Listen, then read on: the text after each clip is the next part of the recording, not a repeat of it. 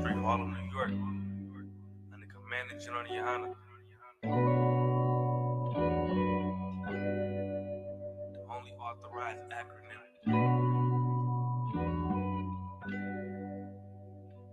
Look, Christianity, the home for white supremacists. The real Jews, black. Jesus Christ was a nigga. We scholars in the scriptures. Fuck your false doctrine. I'm a gangster, I can't go to church, they false prophets. I face the east and pray towards the sun.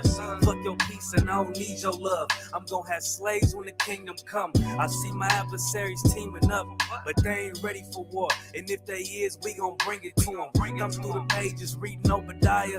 Look, white man the devil, he for sure a liar.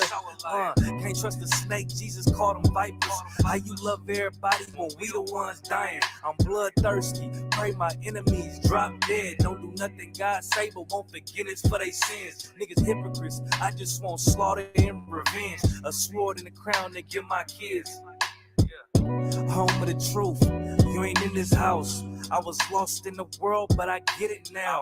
I got niggas sitting down who ain't getting out. You ain't ready for a baby, but don't kill your child. Home of the truth, you ain't in this house. I was lost in the world, but I get it now. I got niggas sitting down who ain't getting out. You ain't ready for a baby, but don't kill your child. And I can never be a Muslim cause they worship rocks. If you don't serve the Most High, then you curse by God. Yahweh by Hashem, Yahweh Shah Barakatah. Kwam Yashala, shield the king, thou would die. I got wisdom from the prophets, I ain't without. I'm in the belly of the beast, trying to make it out. I know the truth, so I can't transgress the law. For a long time, was a rebel without a cause. I was called by the Lord. I feel like the poor man when a dog licked his swords. Came from my neighborhood, but I own all the stores. A church on every corner and my niggas still destroyed. We living in a time where your murder get recorded. Men of the Lord still prisoners of war. I got a Glock, but brotherhood the real weapon. You practice Kemet at my yacht, but it's still pagan. Home of the truth, you ain't in this house. I was lost in the world, but I get it now. I got niggas sitting down who ain't getting out. You ain't ready for a baby, but don't kill your child. Home of the truth, you ain't in this house. I was lost in the world, but I get it now. I got niggas sitting down who ain't getting out. You ain't ready for a baby, but don't kill your child.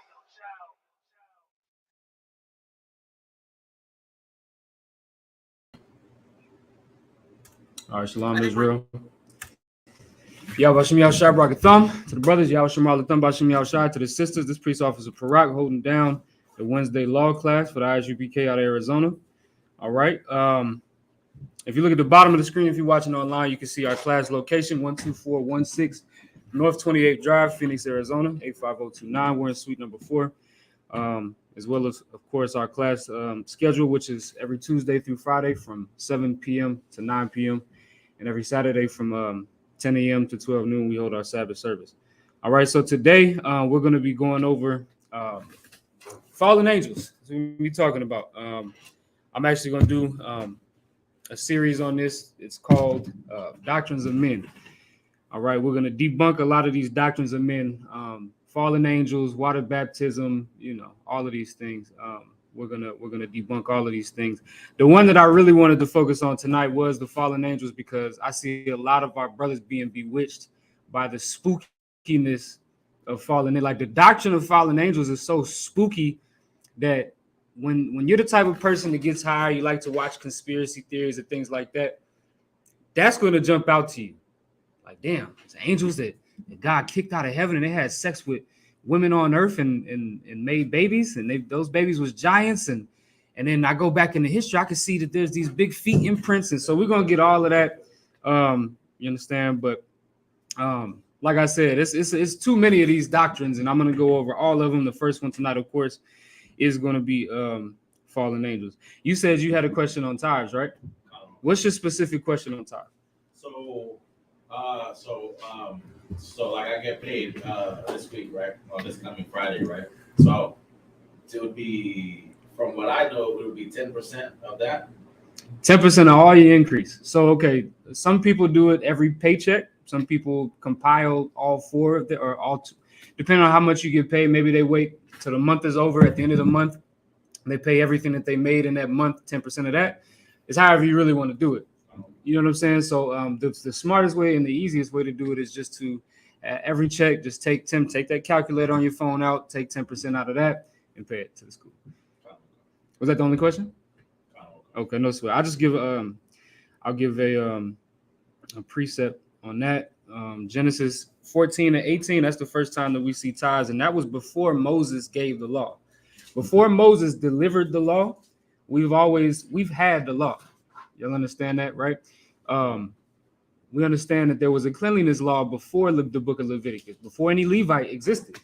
There was a cleanliness law because Noah understood the difference between clean and unclean beasts. When he was putting the animals into the ark, he had to divide the beasts up to 2 of every unclean and 7 of every clean. You understand? And then what we're about to read right now, we're going to see tithes way before, the so-called Mosaic law. Give me whoever got it, Genesis 14 and 18. The book of Genesis, chapter 14, verse 18. And Melchizedek, king of Salem, brought forth bread and wine, Mm-hmm. and he was the priest of the Most High God. Now, he was the priest of the Most High God. This is Melchizedek. If you go into the Hebrew, that's Malachi Tazadak, which means king of righteousness. All right. And so Melchizedek is an appearance of Christ. This is Christ before Christ. You understand that? Now, this brother Melchizedek didn't have a father or a mother. We can read that about Melchizedek. This person didn't have a father or a mother. So that means what? That he wasn't a part of any tribe. He wasn't an ite at all. He wasn't the son of anybody, right? But he was the priest of the Most High God, which tells you what? Because a lot of people come up to us in ISUPK and they say, y'all can't be priests because the priests are Levites. Well, Melchizedek wasn't a Levite. He wasn't an ite of anything. He wasn't the son of anybody, but he was called a priest. And that's why the scriptures say that we are priests after the order of Melchizedek. That's why Commanding General Yohanan can collect tithes without being a Levite, because he is a priest after the order of Melchizedek. All right, so that's just something that I wanted to point out as well. But keep reading. And he blessed him and said, Blessed be Abram of the Most High God, possessor of heaven and earth. Good. And blessed be the Most High God, which hath delivered thine enemies into thine hand. And he gave him tithes of all. Right, and so Abraham paid tithes to Melchizedek because Melchizedek was the priest. And so you pay tithes to the priest. That's what you got to do, right? At one point, there was a Levitical priesthood when it was only Levites, right? But we understand that at this time, Melchizedek was a priest. And now we are priests after the order of Melchizedek. Once you come into this to this truth, into your identity. Give me one more, Deuteronomy 14 and 22, just so we can get this out of the way real quick. Just because a lot of people also will tell you that tithes is corn and and spinach and cabbage and crops and tomatoes and things like that. That's what they'll tell you, right? 22? Yeah, 14 and 22. But I'm gonna show you that tithes, all that means when brothers was paying and sisters was paying tithes with crops and things like that, that's because that was trade. That was what brothers and sisters used to pay for things. I'll give you, however many ears of corn for this many, things of spinach, many heads of cabbage, whatever. You understand? Because that's what it was. It was money, right? So give me Deuteronomy 14 and 22. The book of Deuteronomy, chapter 14, verse 22. Thou shalt truly tithe all the increase of thy seed, that the field bringeth forth year by year. So now this is talking about tithes. I wanted to just establish that. We'll skip down. Come to 25. So just skip down to 25. If anybody else wants to read it on their own time, you can read all that in between. It doesn't matter for right now, right? So 25. The book of Deuteronomy, chapter 14, verse 25. Then shalt thou turn it into money. Into what? Into money. Go ahead. And bind up the money in thy hand, and shall go unto the place which the Lord thy God shall choose. Right. So this is what happened. So if you read 24, I didn't want to read it because it'll take too much time away from the topic, right? But if the way be too long for thee that you're not able to carry it, or if the place be too far from me, then you just bind it up into money, because that's what it was anyway. Your crops is money. Ask the supermarket if that's not money. Walk out of the store with a head of corn. I mean, it's like with a head of lettuce. It only costs $2, but it's $2. And if you walk out, they're going to tell you that you're stealing money from them because that's money. That's the currency. So that's why brothers was using corn back in the day. Well, now we don't have a farm. You understand? And listen, if you do, bring us all of the food that you got. Give us 10% of that then, right? But we all understand that the currency that we deal with today in America is physical cash dollars, or, you know, currency that you can exchange throughout a bank. All right. Sister asked for ISUPK Arizona, who do we send to? You'll just tithe to the school period, right? So you'll tithe to, you go to ISUPK.com. There's going to be a pop-up for tithes and donations. You'll click that link. You can pay through PayPal. All right. And at the end of the class, I'll give you the Zelle. I don't know if y'all use Zelle. Most banks use Zelle. We have a Zelle as well where you can tithe as well. All right. So now we're going to jump right into the class. You got any other questions? All right. Anybody online, any questions? Anybody else in the room have any questions? You can, of course, you can get with me on that, right? So now let's get into fallen angels. Let's go right to the source. All right. Matter of fact, before we get into that, before we actually read the story where brothers get that misunderstanding that there was such things as fallen angels, give me 2 Timothy, the 4th chapter. All right. And one thing that we got to do, like, we in the truth, and our job is to cast down imaginations, right? That's what we got to do. And fallen angels is an imagination. It's an evil, wicked imagination. And it really is a spit in the face to the Most High.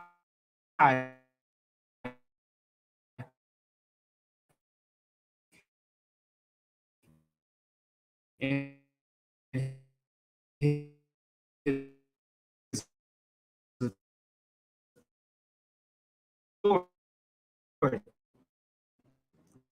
right, and I'm these cats. I'm gonna tell y'all these cats. You're gonna have to take that Libby down, just the one right there, because that's gonna get the rattling in about 2 seconds. They're having a party over there. All right, so let me get 2 Timothy 4:1. Whoever got it, you read it. It's all good. The book of 2 Timothy, chapter 4, verse 1. I charge thee, therefore, before God and the Lord Jesus Christ, who shall judge the quick and the dead at his appearing and his kingdom. Verse 2. Preach the word. Do what? Preach the word. Now, this is Paul writing a letter to Timothy and telling him, listen, I charge you, therefore, before the Most High and before Christ, who shall judge the quick and the dead at his appearing in his kingdom, preach the word. That's our job. Our job is to preach the word of the Most High to all our brothers, all our sisters, all of these dead bones that need to hear it. That's what our job is to do. Keep going. Be instant, in season, out of season. Reprove, rebuke, exhort with all long suffering and doctrine. With all long suffering and doctrine. And that says reprove and rebuke. It's like a rebuke and exhort with all long suffering and doctrine. And that's what I'm here to do. That's what we are here to do, especially tonight, because we are going to rebuke anybody who has this doctrine of fallen angels. Of course, and that's our once again, that's our job. Paul charged Timothy to do this because Timothy was in the office. It's like in the office of teaching his people. That was the office that he was chosen for. And that's the office that every brother that comes up in this school and gets their officer test and pass that thing and become an anointed priest unto the Most High, that's our job too. Our job is to rebuke, reprove, and exhort with all long suffering and doctrine. We have to do that thing even when we don't feel like it. Right. You understand? Keep going. Verse 3.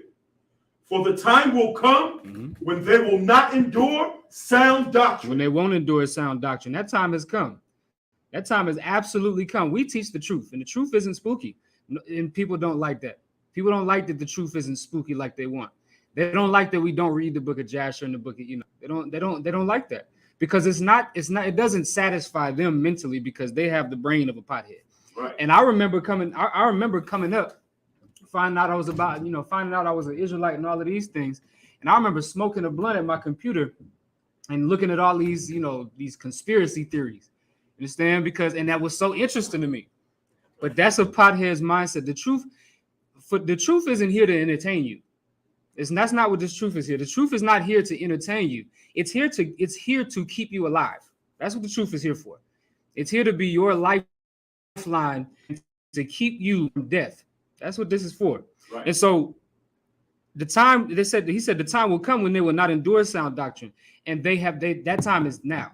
They're not enduring sound doctrine because we have sound doctrine and we teach it to everybody.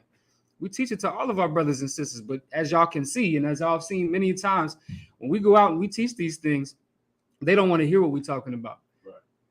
Because it's not as gay as the Christian church. Right. It's not gay enough. Right? Keep going. But after their own lusts shall they heap to themselves teachers, having itching ears. Yeah, they listen after their own lust. Listen, so, like when people don't like what we say, a lot of the times what they'll tell you is, a lot of times what goes on in somebody's mind. I won't even touch on what they tell us because they tell us all types of things. What goes on in their mind is this doesn't sound good to me. That's what it is. So when we say the things that when we talk about the fact that you're going to be put to death if you don't start keeping these laws, statutes, and commandments, that doesn't sound good to them. You understand? When we tell brothers and sisters that you have to die, you have to literally die to yourself, right? You have to be born again and become a new person. They don't want to do that. They don't like that. They don't like hearing that. It doesn't sound good to them because that means that everything that they've ever done in their life, the things that they used to love doing, partying and having sex with everything with a vagina or not, you understand? They're used to doing that. They're used to getting high and feeling good. They've never, ever dealt with facing oppression head on because they had a bad day at work. They go home and smoke a blunt. They go home and get drunk to piss because what they can't do is experience reality. It's a lot harder to just experience reality and then it's like as opposed to you know, just sitting down and rolling up a blunt at the end of the day. I'm cool. I forget. I've been there. You understand? That's hard. That's too hard. And they don't like the way that sounds. So that's why they're not going to endure sound doctrine. They're not going to listen to what we say because we say when you come in here, you can't smoke weed. We say when you come in here, you can't get drunk until you fall out. You understand? We say when you come in here, no more watching pornography. You understand? That's a demon for a lot of brothers, a lot of sisters too. You understand? But keep going. Oh, so like I didn't even touch on the other half of that, right? So the other half of that is, of course, it says that they but after their own lust shall they heap to themselves teachers. They're going to follow whoever suits them. They're going to you know why people listen to Creflo Dollar as crazy as he sounds? Because it's what they want to do. They don't want to keep the law, so they're going to go to some idiot who cannot prove out of the Bible, but will say it out of his mouth that keeping the law is sin and that Satan wants you to keep the law. They're going to go and listen to him because they don't want to listen to the Bible. And so they're going to go now to keep it on the topic of today, right? They're going to go and they're going to listen to some nut on YouTube talking about fallen angels and not listen to us tell you that the angels don't disobey God because they want to follow after their own lust. And that's what's easier for so many other people. So many people, it's easy for you to just do what you want to do. Other than what we do in the ISUPK is doing what's required of us by the Most High, right? You keep going. Verse 4, and they shall turn away their ears from the truth and shall be turned into fables. They shall be turned unto what? Fables. Unto fables. That's what so they turned away their ears from the truth about this Bible. They stopped listening to the Bible. They don't want to listen to us. So they go and listen to fables, fairy tales, man. Things that don't matter. You understand that? Right. Like, and imagine, like, listen. Matter of fact, let's pull it up. Let's get Genesis the 6th chapter. We'll just get right on into it, right? Because I got a lot of precepts for this that I want to get into. So we're gonna start right here. And see what the problem is a lot of people don't understand context. So a lot of times, what'll happen is people will just look at something, one verse, two verses, and they'll say, okay, this means this. What they don't even understand the context of what's happening in this chapter, in this book. They don't understand none of it. You understand? That's the same thing with the John 3 and 16. If you just skip up two more verses and you go to John 3 and 14, you'll see that it's talking about the children of Israel in the wilderness with Moses. You understand that? Right. But they don't see that. though the Christians have a blinder over their face. And so they see John 3 and 16. And that's got to be talking about everybody. When, like I said, skip up 2 verses, you'll see who exactly is talking about. So the same thing with this. Genesis, the 6th chapter, is where they get that doctrine from, and we're going to read it, right? So Genesis 6, we can start at verse 1. The book of Genesis, chapter 6, verse 1. Mm-hmm. And it came to pass, when men began to multiply on the face of the earth, and daughters were born unto them. Verse 2. That the sons of God. That who? The sons of God. Got to be angels, right? The sons of They God. say the sons of God. Keep going. Saw the daughters of men, Mm-hmm. that they were fair, Go ahead. and they took them wives of all which they chose. And so now these sons of God went and they had said, we all understand sex is marriage. Huh. You understand? That's how you consummate a marriage. You get married, you have sex. That's it. And so these sons of God saw that the daughters of men, that they were fair. And they went and they made them their wives. All right. Give me Luke, the 3rd chapter. I want to talk about something, right? Because what a lot of people do when they see this, they say, oh, okay, this means that angels had sex with humans. That's what they come, because the sons of God in their mind are angels. Right. That's the only thing the sons of God can be. But we're going to find out through a few precepts that the sons of God can also be men, just men that the Most High chooses. You gonna say something, Mark? 3 and what? Luke 3 and 38. Oh, come on. You can pull that. This is giving you the genealogy, right? The patrilineal genealogy of Christ. Go ahead, 38. The book of Luke, chapter 3, verse 38. Which was the son of Enos, Mm-hmm. which was the son of Seth, which was the son of Adam, Mm-hmm. which was the son of God. Which was the son of who? God. So we see that Adam was the son of God. You understand that? Adam was called the son of God, and he wasn't an angel. We all understand that. You can go back and you can read just a few chapters before Genesis 6. You can go down to Genesis, the 2nd chapter, and you can see when Adam was formed. And he wasn't no angel. Angels, what y'all got to understand about angels, we'll get into that in a second. Angels live forever. You understand that? They are not terrestrial beings. They're celestial beings. They're a totally different type of entity, right? But Adam was a human. He's terrestrial, and he was called the son of God. And then, of course, we can see there's a specific lineage in which Christ had to come from, because, like I said, this is. I didn't want to read the whole lineage because it's like 40 different names or something like that, right? But this is the specific lineage, the patrilineal lineage that Christ had to come out of. And now, what we notice here when we read it again. The book of Luke, chapter 3, verse 38. Mm-hmm. Which was the son of Enos, which was the son of Seth, which was the son of Adam. Mm-hmm. So now it says, which was the son of Seth, which was the son of Adam. Do you see Cain being mentioned anywhere here? But Cain had kids, right? He went off and he got married in the land of Nod. He went and started his own family. But that wasn't the lineage that the Most High chose Christ to come out of. Right. So we can see there's a chosen lineage. And that chosen lineage is the chosen, are the sons of God. You understand? And so Adam was the son of God, and that means all of his sons, or the sons at this throughout this particular generation line, are the sons of God too. You understand? So that's what this is talking about, right? Give me a matter of fact, we get another one. Give me John, the 1st chapter. Let's keep proving real quick, just to harp on this point about these sons of God. Give me John 1 and verse 12, so we can understand that men, of course, can be sons of God. And let's see what type of men can be the sons of God. Go ahead. The book of John, chapter 1, verse 12. You hold for me Romans 8 and 14. Go ahead, you got it. But as many as received him, to them gave he power to become the sons of God. To become what? The sons of God. Mm-hmm. Even to them that believe on his name. Even to them that believe on his name. We're talking about Christ. You understand? If you believe on Christ and you keep the commandments of the Most High, you follow Christ, you are the son of God too. You, us here. You understand that? Give me Romans 8 and 14.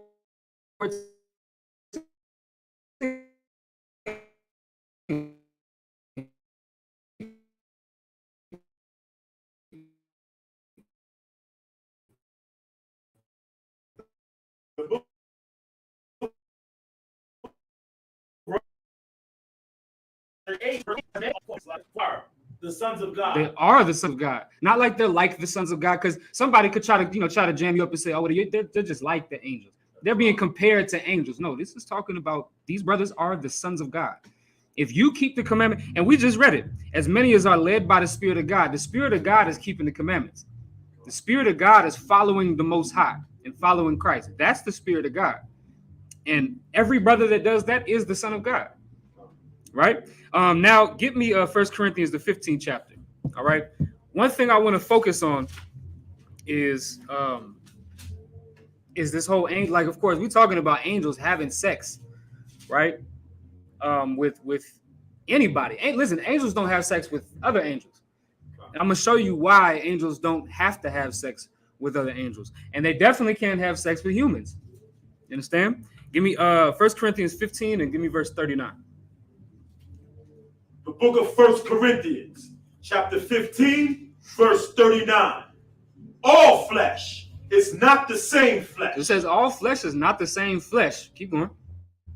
But there is one kind of flesh of men, another flesh of beasts, another flesh of fishes, and another flesh of birds. Go ahead.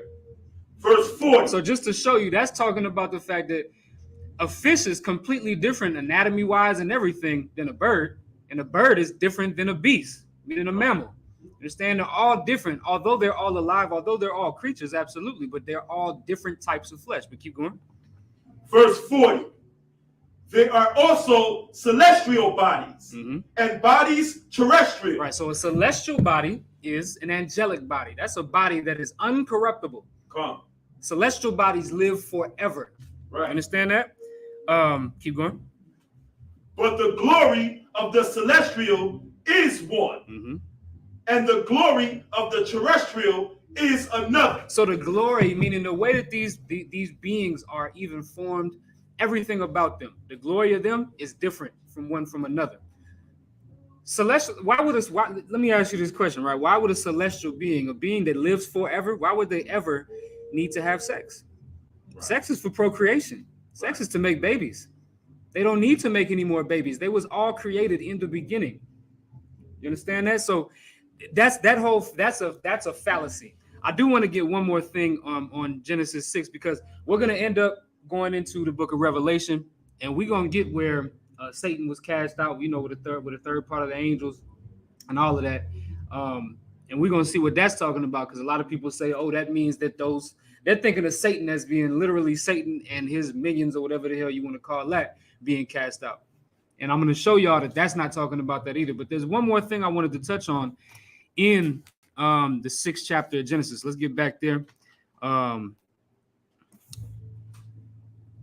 So go ahead and give me Genesis 6 and give me the 4th verse. The book of Genesis, chapter 6, verse 4. There were giants in the earth in those days. There were what? Giants in the earth in those days. So there were giants in the earth in those days.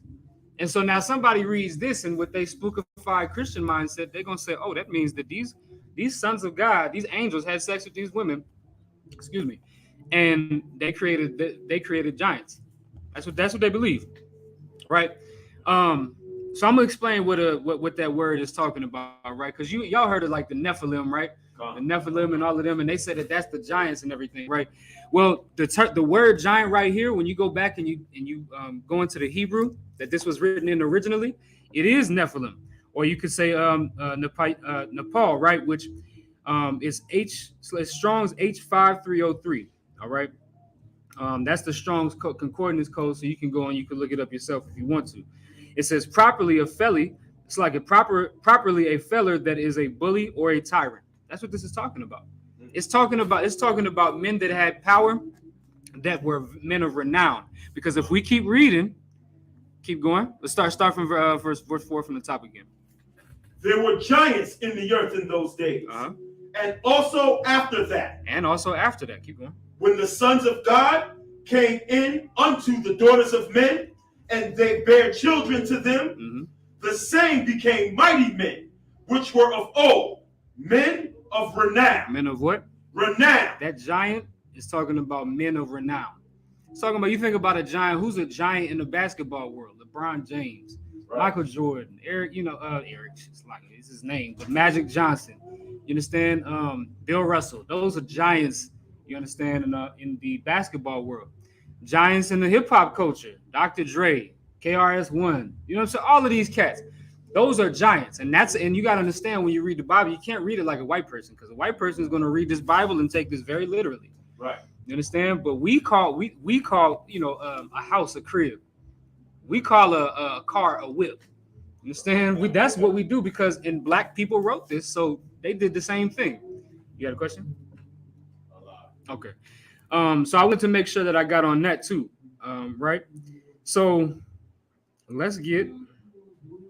I want to see where I want to go from here, because I do want to get Revelation the 12th chapter.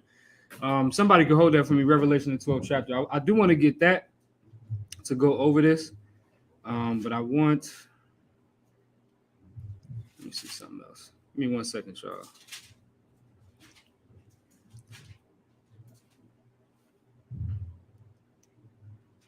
So let's start.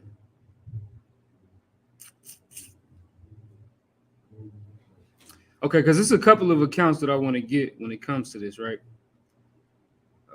Let me see something. Okay, we can start that. You can give me all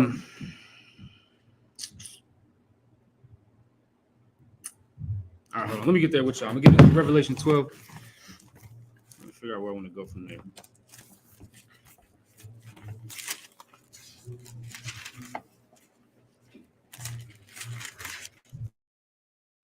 All right, let me see.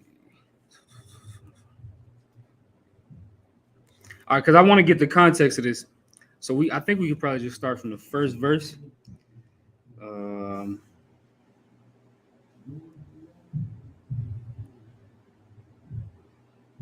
Okay, let's do. We start from the first verse. Whoever got it, Revelation 12:1. The book of Revelations, chapter 12, verse 1. And there appeared a great wonder in heaven, a woman clothed with the sun, and the moon under her feet, and upon her head a crown of 12 stars. So now let's understand this right, regarding what this is. This is a vision that John the Revelator on the Isle of Patmos is being given by the Most High. All right, this is just a vision. None of this is literal. So all of this has meaning to it, right? So he's seeing this. This is what he's seeing in his dream or in his vision. He's seeing a woman that's clothed with the sun. The sun is her covering, and the moon under her feet, and upon her head a crown of 12 stars. What's that talking about? Anybody can tell me. Right? Travailing in birth and pain to be delivered. Verse 3. And there appeared another wonder in heaven.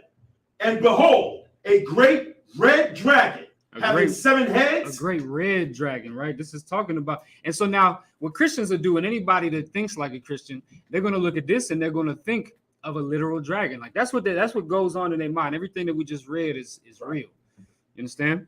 Go ahead. Having 7 heads and 10 horns, and 7 crowns upon his heads. Right. So now he has 7 heads and 10 horns. Let me just break that down onto you for y'all real quick. Right. So this is talking about. We can find this in the book of Daniel. Right. Daniel, the 7th chapter. You can actually get a precept for this. Right. But to note, because a lot of people say that this is Satan, but to prove that this is not Satan, we have to understand the breakdown of this dragon that had 7 heads and 10 horns. I keep it in my notes. I can't never remember it half of the time. So I'll let y'all know who these 7 heads are. The 7 heads are the rulership of government. They're the superpowers that came out of this beast, right? So you got Portugal, Italy, Spain, France, Germany, Russia, and England. I can give them to y'all again if y'all need them, right? The 10 horns that came out of those superpowers, they all came out of each one of those superpowers, right? You have Belgium, the Netherlands, Luxembourg, Denmark, Ireland, Switzerland, Australia, USA, which of course is America, Scotland, and Sweden. All right. That's what the 7 heads and the 10 horns represent. The 7 heads are the leading superpower nations.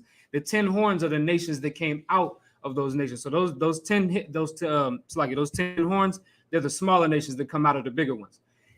What we have to understand is that all of those nations are all Edomite nations. Right. All of them. So this beast is what? This beast is our oppressor. That's who the beast is. The beast goes back to our oppressor. And so when you look at this dragon and you look at this beast that it's talking about, even when you see Satan in certain times mentioned, and we're going to read that in just a second, it's talking about our oppressor. Right. Just the same way that those 12 stars was talking about us, talking about the children of Israel. Well, that's the same thing, the same type of analogy that was being made with the 10 horns, right? Let's keep going. So we had 12 and you can start at 3 again. Revelation 12 and 3. The book of Revelation, chapter 12, verse 3. And there appeared another wonder in heaven, and behold, a great red dragon, having 7 heads and 10 horns, and 7 crowns upon his heads. Verse 4. Wait, let me Salaki. Brother asked for it again. So I'm gonna give it to y'all real quick, real slow. So here's the 7 heads. All right. 7 heads are Portugal, Italy, Spain, France, Germany, Russia, and England. All right. I got you. Portugal, Italy, Spain, France, Germany, Russia, and England. The 10 horns that came out of those nations: Belgium, the Netherlands, Luxembourg, Denmark, Ireland, Switzerland, Australia, the USA, Scotland, and Sweden. All right. I got you. I'm gonna go over it faster this time though. Belgium, Netherlands. If you haven't got it written down, just write down the first 3 letters. I'm sure you'll know what country it is. Belgium, the Netherlands, Luxembourg, Denmark, Ireland, Switzerland, Australia, USA, Scotland, and Sweden. All right. And you can also, of course, you can precept this with Daniel I think it's the 7th chapter. Let me see real quick. Excuse me.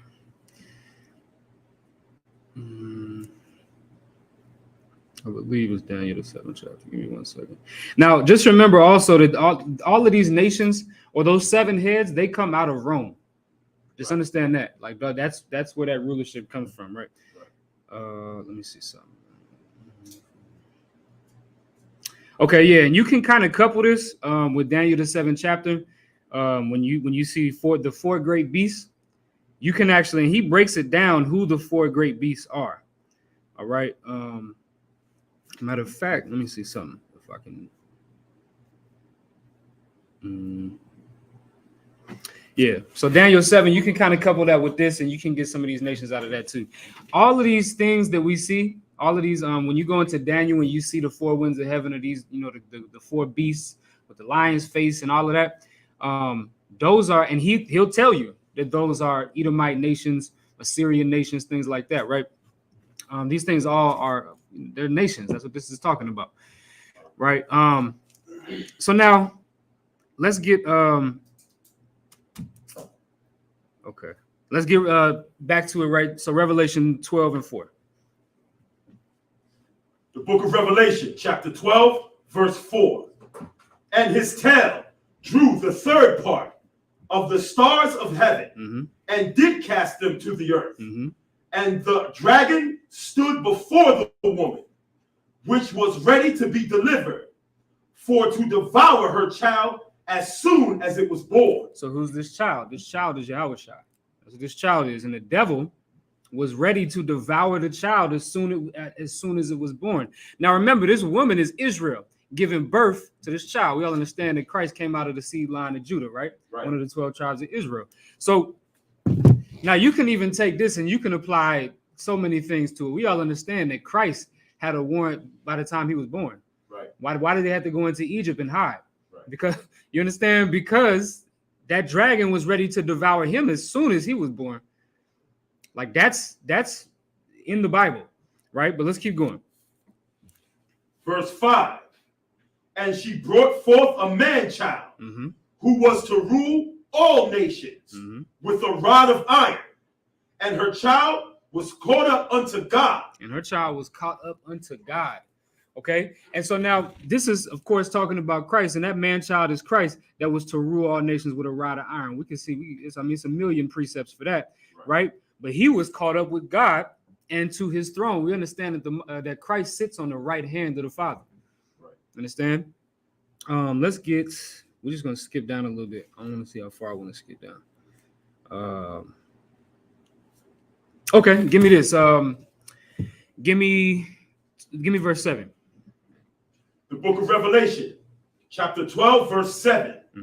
And there was war in heaven. Michael and his angels fought against the dragon. Against what? Against the dragon. It's talking about that dragon, right? That same dragon. It's not a new dragon, right?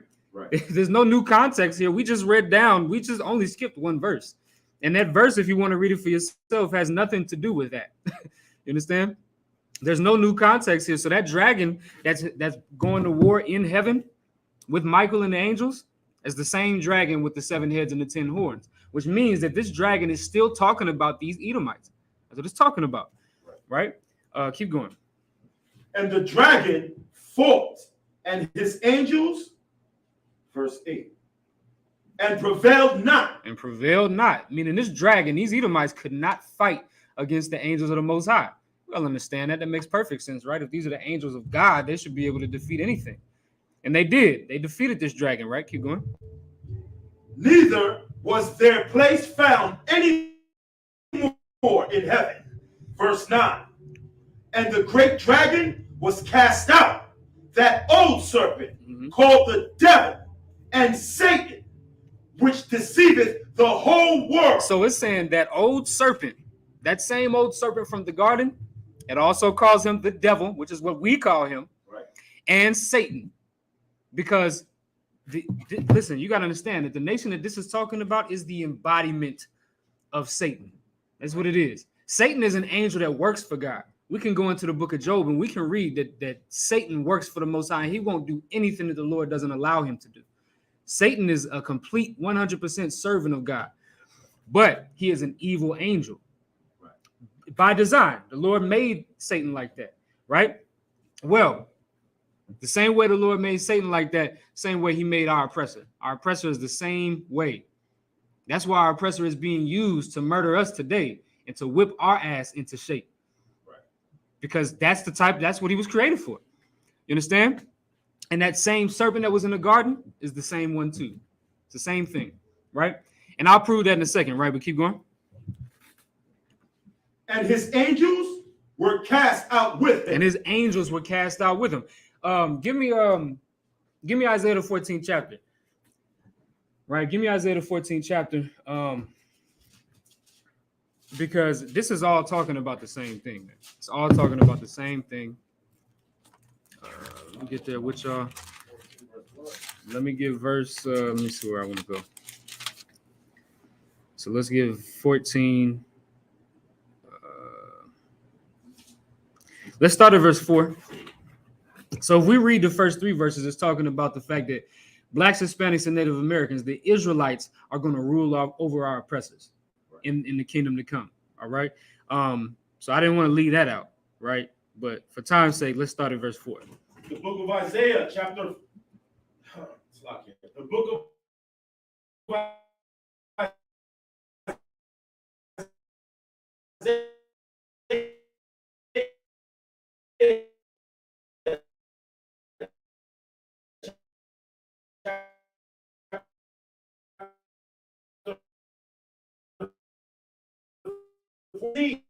Verse 4.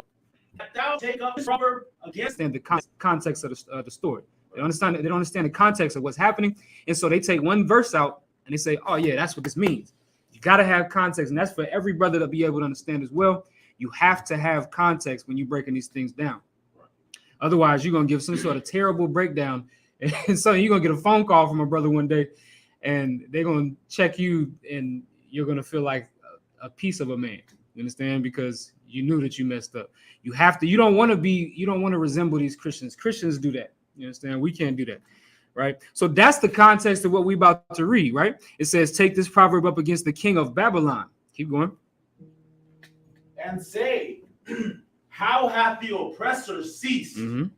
The golden city ceased. So now this is talking about the fact that the king of Babylon fell out of his power. You know what I'm saying? Out of his position of authority, right? Let me get verse 12, right? So now we could read it. I'm not going to read it. Anybody want to read it on their own time, you can. But let's skip down to verse 12 for time's sake. And this is the same context, right? Go ahead. The book of Isaiah, chapter 14, verse 12. How art thou fallen from heaven, O Lucifer? Oh, who? O Lucifer. Oh, Lucifer. This is what every Christian believes is Satan. Right. They read this and they say, oh, no, that's Satan. And that's Satan being cast out of heaven. We just read in Revelation, the 12th chapter. Satan got cast out of heaven. Right. So now now what they did is they took that and then they saw this here and they said, yeah, this is Satan. Right? Now, but just to make sure that y'all understand, this is talking about the same person.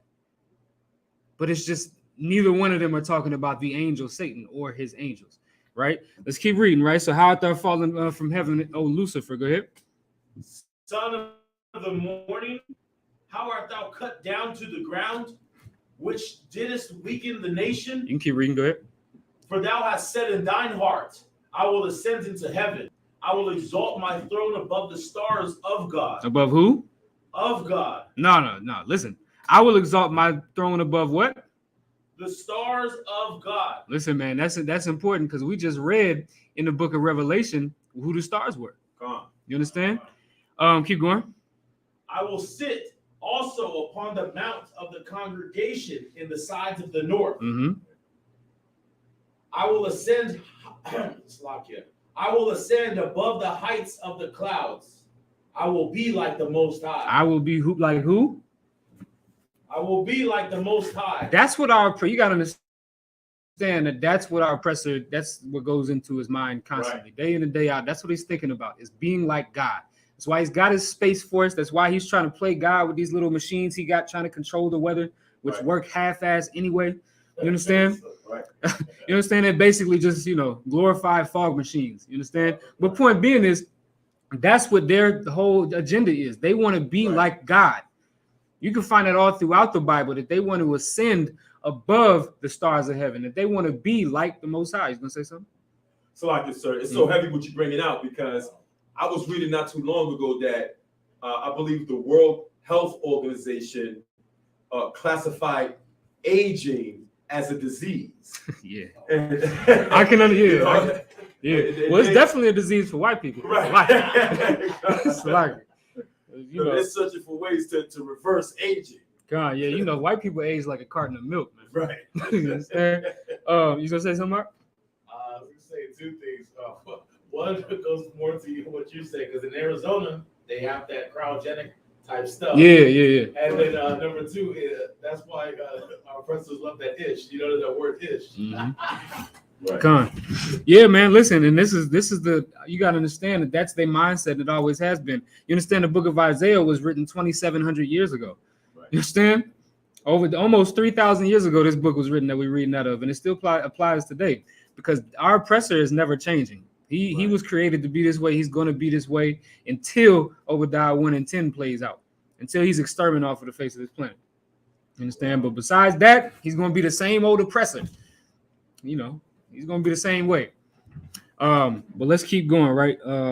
He said, and this is the worst part about it. He said, I will be like the Most High. And that's what you see that day in and day out with these people, right? Keep going. Yet thou shalt be brought down to hell. to the sides of the pit. The sides of the pit. So now they read this and they say, yeah, see this, and they got a whole. Y'all don't understand if y'all ain't never been in the Christian church. They got a whole doctrine on this. They say that the Most High kicked Satan out of heaven. He roamed around the earth with his legion of angels that he kicked him out with. You're saying roamed around the earth and torture us and stuff like that. And then when the Most High sets his kingdom up, when the kingdom of heaven comes, the Most High is going to throw him down into a pit, like we just said. He's going to be brought down to hell. That, of course, is Christian dogma, but it's because they don't understand what hell is. They don't understand what heaven is. Right. You understand? Because anybody could be in a heavenly state. Anybody.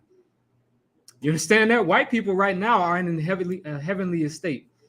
That's the state that they in. They own everything. I don't know how much better it could get for anybody. Right. How much better could it get or how much more better could it get than owning everything and having black slaves in 2022? You understand? Having these billion-dollar corporations, Amazon. Look at that. What is his name? Jeff Bezos. Look at him with a billion-dollar company, having black and Hispanic slaves just working for him happily, right? And having so much of an empire around that thing that he could just fire them. I mean, like that. Cats get fired from that Amazon like that, right? Because they know that they can just go hire some more niggas. They can just get some more slaves. You understand? Because we're expendable in this empire, which means that we're the ones that are in hell. He's in heaven. You understand that? All that money and all of that, everything he's got, he's in heaven. He's this guy right here. He's the same thing as the king of Babylon. But we understand that there's going to be a time that comes when they're going to be brought down to hell. And I really should have read the beginning of this chapter now that I think about it. Because when it says he shall be brought down to hell, we can go into the verse 2. It says, and the people shall take them and take them to their place, and the house of Israel shall possess them in the land of the Lord for servants and handmaids, and they shall take them captives, whose captives they were, and they shall rule over their oppressors. Our oppressor, the one that's in heaven, the one that exalted himself above the Most High or tried to, he's going to now be in hell. Right. And we are going to be in the position that he had, meaning in the position of rulership. Damn right. That's going to happen. You know what I'm saying? And that's what we got to look forward to. Now, what does our oppressor have to look forward to? Our oppressor has to look forward to what we just read. He's going to be brought down there. And it's not, like I said, people take so much power away from the Most High when they make this about an angel, about Satan. What's going to happen to the people that have been molesting our forefathers, who raped our forefathers, or molesting our kids? You understand? And got our Issacharite brothers and sisters on the border right now in them cages. What's going to happen to them? So yeah, Satan gets thrown into hell, but what happens to them cats? What happens to the cats who, the Most High?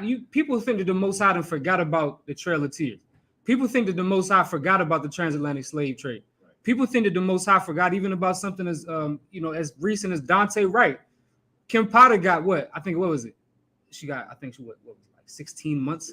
16 months in prison for the murder of a black man. Right. Amber Geiger got 6 years or something like that, 6 or 7 years in prison for the murder of what's that brother's name? Botham John. I mean, breaking and entering and putting a bullet in the brother. Right.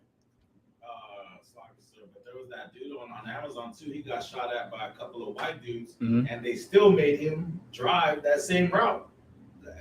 I ain't hear about that one. Yeah, he was an Amazon worker, and he said he was traumatized. And he's on unpaid leave right now. Yeah. 3 white people came out their house. 3 Edomites came out their house and just started. He was in his full outfit, he said, and they started shooting at him.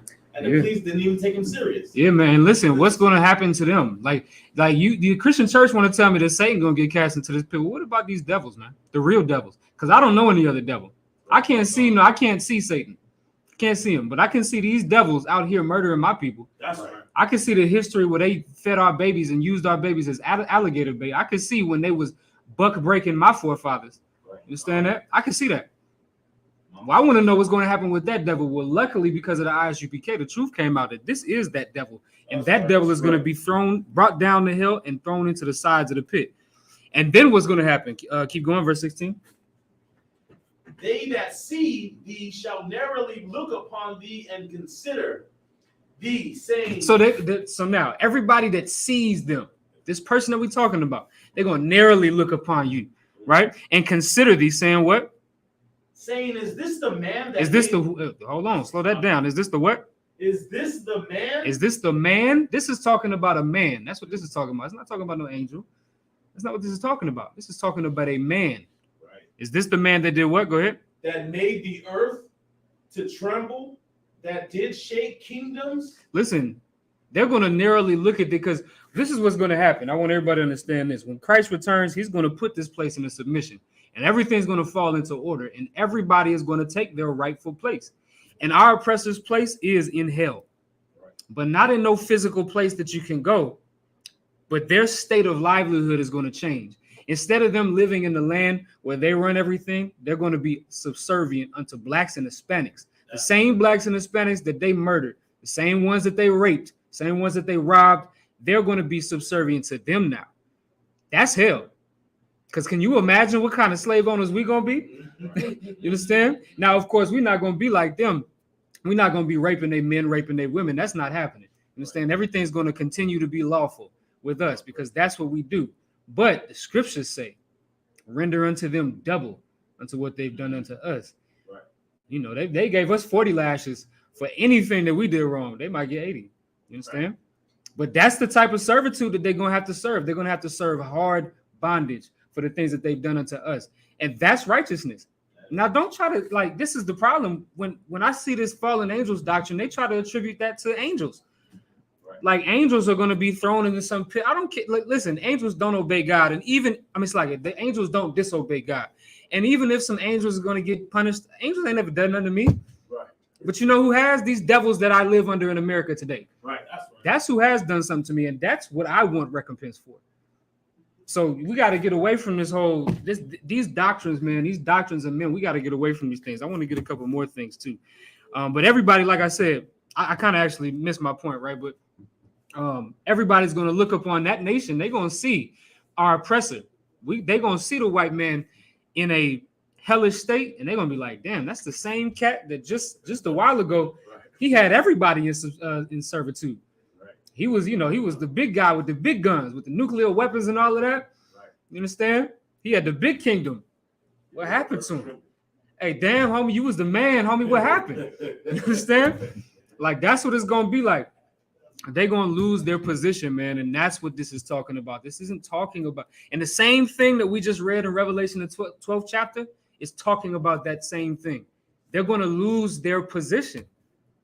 Let's get another one, right? I want to do so get me where it says the angels that left their first estate. Let me see. Hold on. Let's see if I can find it. It's in the New Testament. It's in Jude. In the book of Jude, Jude the 6th verse. Jude is the book right before Revelation. Karnak resign online. You said Job 9:24 is talking about these devils that's in rulership. Absolutely. I mean, it can just prove to you who the wicked is because Job 9:24 says, damn, why is it missing me now? So lucky. Job 9:24 says the earth is given into the hand of the wicked. You understand? And so whoever's ruling the earth, that's who the wicked is. Right. And we can see who's ruling the earth. It's only one nation of people that's ruling the earth. You got Esau and you got Amalek, which is the same nation. It's the same thing because Amalek is Esau's grandson. You understand? So it's the same nation, one nation that's ruling this planet. And so that just tells you who the wicked is. Right. And so now we can understand a little bit better when we think about what wickedness is. But let's get Jude 1:6 real quick. The book of Jude, chapter 1, verse 6. And the angels, which kept not their first estate, but left their own habitation, he hath reserved in everlasting chains under darkness unto the judgment of the great day. So now this is the problem, right? So people will read this as well. There's a lot of I won't say a lot, but there are a few scriptures that are like this. Well, when you read this, it looks like it says the angels which kept not their first estate, but left their own habitation. They attribute this to Revelation 12 and to Isaiah 14, basically saying that this is talking about, those angels that got kicked out of heaven. Right. But that's not what this is talking about. This is actually talking about something different, because now, of course, we've established that the Most High has control over his angels. His angels don't leave him, and he doesn't kick his angels out. His angels do his work, and that's it. You understand? But we read here, the angels which kept not their first estate, but left their own habitation, he hath reserved in everlasting chains under darkness unto the judgment of the great day.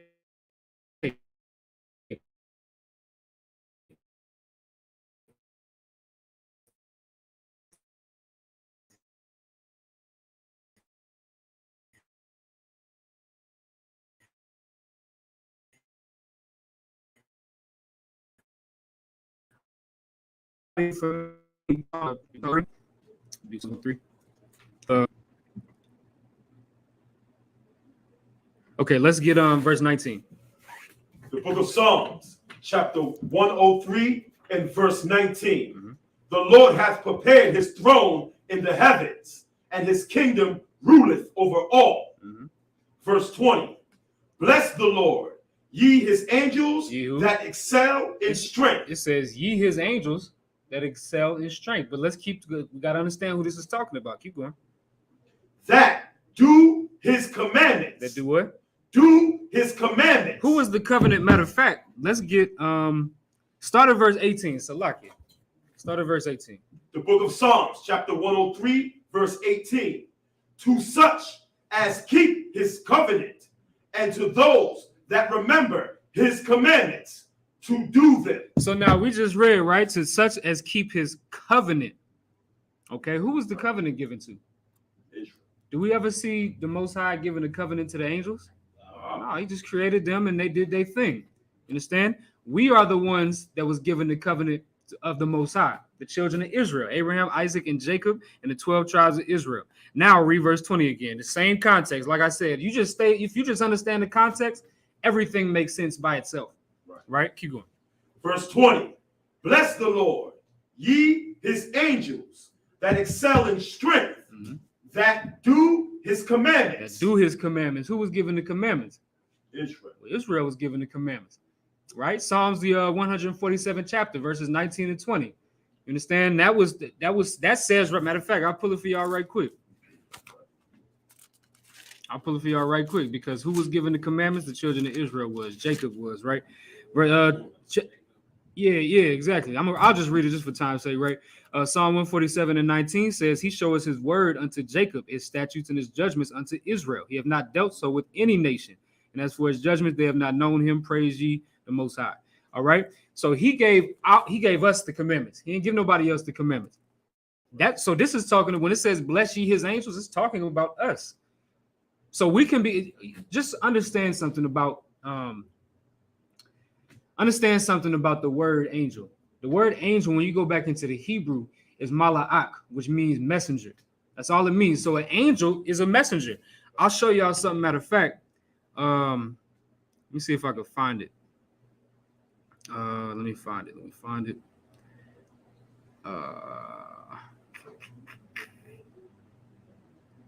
see if I can find it. Hold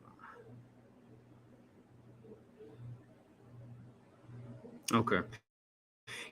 Yeah, so this is the Strong's for the word angel. Whenever you see the word angel, this is the word, the Hebrew word that's being used, right? It's mala'ak. All right. You can find this Strong's H4397. And it says, this is the description it gives. It says, from an unused root, meaning to dispatch as a deputy, a messenger, specifically of God, that is an angel, also a prophet, priest, or a teacher, ambassador, king, messenger. And then when you go into the Bible, all right, the outline of biblical use is used as angel. The term angel you find in the Bible 111 times, messenger 98 times. And when you go and you see that word messenger, when you see the term messenger in the book of Genesis, it's the word mala'ak, but it's talking about a man, not an angel. You understand? So people get caught up on these words. We got to understand what the words mean. That's why I always tell everybody you should study the Hebrew. Study the Hebrew, because somebody can bring something like this to you and jam you up. Somebody can bring this type of doctrine to you, and it makes perfect sense if you don't understand the Hebrew.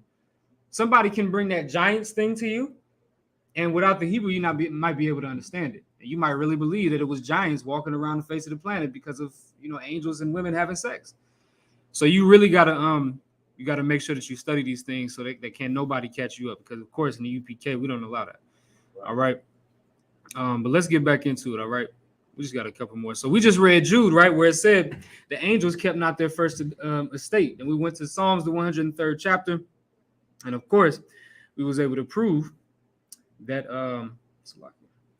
that angels can also be men. And that's the angels that you find in Jude. We are the angels that left our first estate. What was our first estate?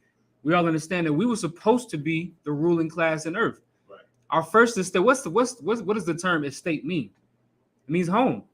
Right. You understand? And our home was Israel, being the ruling class. But we left that. You understand? And of course, we see that we are. Matter of fact, I want to go back to that so we can. I'll just read it real quick, right? Jude, the first chapter and the 6th verse, it says, "And the angels which kept not their first estate, but left their own habitation, he hath reserved in everlasting chains under darkness until the judgment of the great day." What's the judgment of the great day? That's when Christ returns. And guess what? We are in those chains because we are still in captivity, and we will be until Christ comes.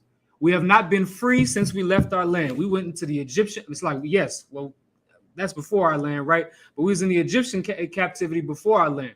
And after we had our own land, we went into the Assyrian captivity. And then we went to the Babylonian captivity. Then we went to the Medo, like all of these different captivities that we've gone into, we've never had peace because of this, because of Jude, what Jude is talking about. Because the Most High kept us in chains, kept us in captivity, kept us in a lower state until Christ returns. That's why it says reserved until the judgment of the great day. And that's when we'll have our salvation. But until then, we don't deserve it.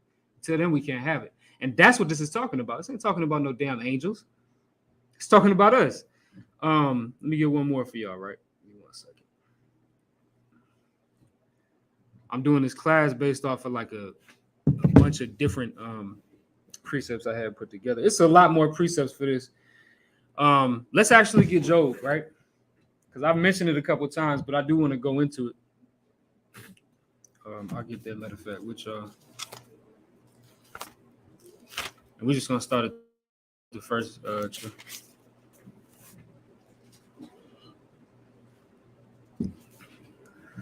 Now, just understand this. I want everybody to understand something about this doctrine, okay?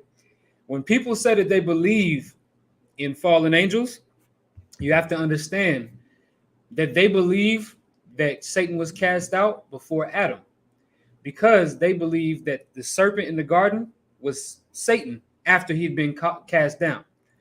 So that means everything after that is off the table. You understand? If that's the case, everything after that is off the table. Meaning, I'll read this for you and I'll explain what I'm talking about. Or y'all will read it. One of y'all, whoever got it. Let me see, Job 1 and let me see, verse 6. The book of Job, chapter 1, verse 6.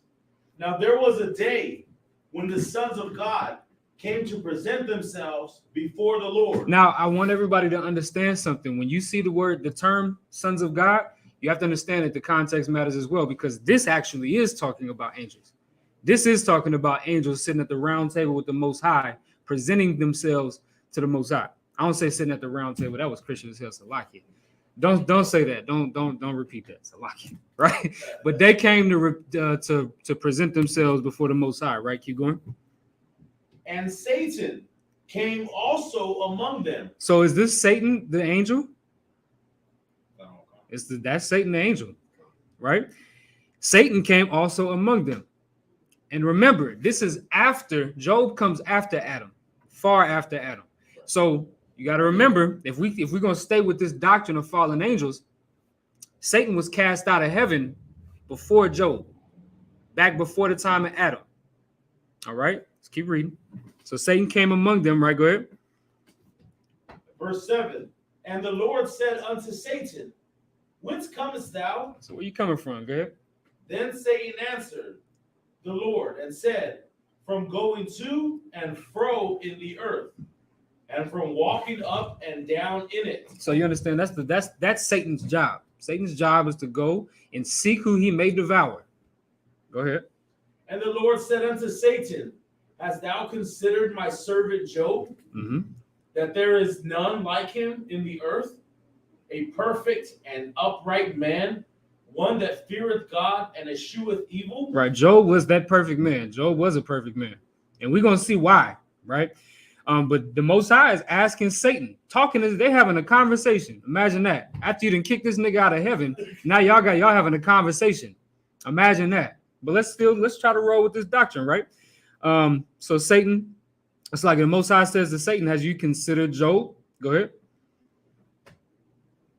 Verse 9. Then Satan answered the Lord and said, doth Job fear God for naught? Right. Doth Job fear God for naught? I'll explain what that means when we read this next part. Go ahead. Has not thou made an hedge about him and about his house and about all that he hath on every side? So Satan's speaking to the Most High, and he's like, listen, I understand that Job is, an upright man and he fears God and all of this, but you've made a hedge around him. You've made his life easy, and it's very easy to serve God when you don't have any problems. We ain't got no problems. Everything's going good for you. It's easy to serve God. You understand? But when that day come, when you late on the rent, now you late on this bill, now it's like, God, why me, God? And now you was keeping the commandments. You wasn't smoking no weed, selling no weed. And then, that day come when now it's time for you to be tested, time for, for you to deal with something, for you to not feel like the Most High is on your side. Now it's like, well, I know how to make money selling dope. I could do that. You understand? Because that's when it becomes hard to serve the Most High. That's when it becomes hard, right? And so that's that's what Satan is he's pleading his cause, that's Satan's job, and he's pleading his cause to the Most High, saying, listen, I know that he serves you perfectly, but he ain't got no reason not to, and now he's gonna ask for a reason.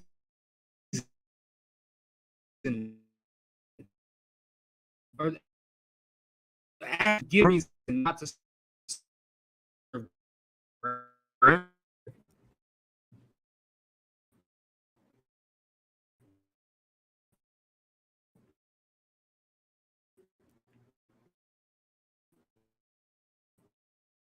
And his life stops being easy, he's not going to serve you anymore. He's going to give up. Keep going. And the Lord said unto Satan, behold, all that he hath is in thy power. Only upon himself put not forth thine hand. He said, the Most High told Satan to do what? Only upon himself put not forth thine hand. And what happened after that? Go ahead. So Satan went forth from the presence of the Lord. No, Satan argued with God. So Satan went forth from the presence of the Lord. No, Satan was like, man, listen, I'm going to do whatever the hell I want. You kick me out of your house, nigga. So Satan went forth from the presence of the Lord. Yeah, Satan just left. Kind out of one kind.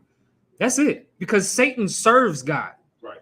Satan absolutely serves God. The Lord gave Satan an order. And Satan, as we're going to read, he went and just fulfilled that order. He never, listen, when it says only upon himself put not forth thine hand, Satan, he carried out that order. Satan is an excellent servant. Satan is an absolutely excellent servant. Every brother should strive to be as good of a servant as Satan is, because he does his job well. He does his job well. You understand that? Because we're going to find out Satan killed everything around Job. Everything. Except for his wife, damn near. I think that might be the only person that didn't die around him, but all his kids got killed. Everything, and for time's sake, we won't even read it, right? I'll give y'all the synopsis. You understand? Satan took all of his house, all of it, because Job was a rich man. Satan took his house, his belongings, all his possessions, killed all of his kids. I think he had 7 kids, killed his kids, his sons and his daughters, all of that, and turned his wife against him. Because his wife, I got you in 1 second. His wife came up against him and was like, all our kids is dead. You understand? all of our riches is gone. We lost our house. We lost everything. Why don't you just curse God and die? You know what Job did because he was a real nigga? He said, woman, you talk like one of the foolish women. Yeah. Basically, in modern to bitch, shut up. Right. That's what he said. You understand? In modern terms, you sound like a dumb bitch. Shut your mouth. Right. I'm never going to, and then of course, and then when we read after that, in all this, Job sinned not, nor charged God foolishly. He didn't charge God foolishly. I know this is kind of like off of the topic, but it's on the topic too. When all of these things happen, he didn't say, man, why God? Why me? Don't be a weak nigga and do that, man. Right. It's like you for my language, but don't be weak and do that. You understand? Don't ever ask God why you, nigga, because you deserve it. That's why. That's why you. You think you deserve something better than anybody else? You the same filthy rag that every brother and sister ever is. That's what you are. You lucky to be alive. So lucky. And the brother made I got you in 1 second, Doc. The brother, Officer Razan made an excellent point. He said, Salaki, if Satan was kicked out, how can he just stroll in before the Most High? Right. Y'all saw how Satan just pulled up. You know what I'm saying? He just walked in the meeting. The sons of God, the angels, just present themselves before the Most High. Satan just walk up in there. And then you see the Most High didn't check him or nothing like that, right? Because he said, hey, where you coming from? That was the first thing the Most High said unto Satan. Where you coming from? That's it. You know what I'm saying? And Satan was like, yeah, I'm going up and down the earth, you know what I'm saying, seeking who I might devour.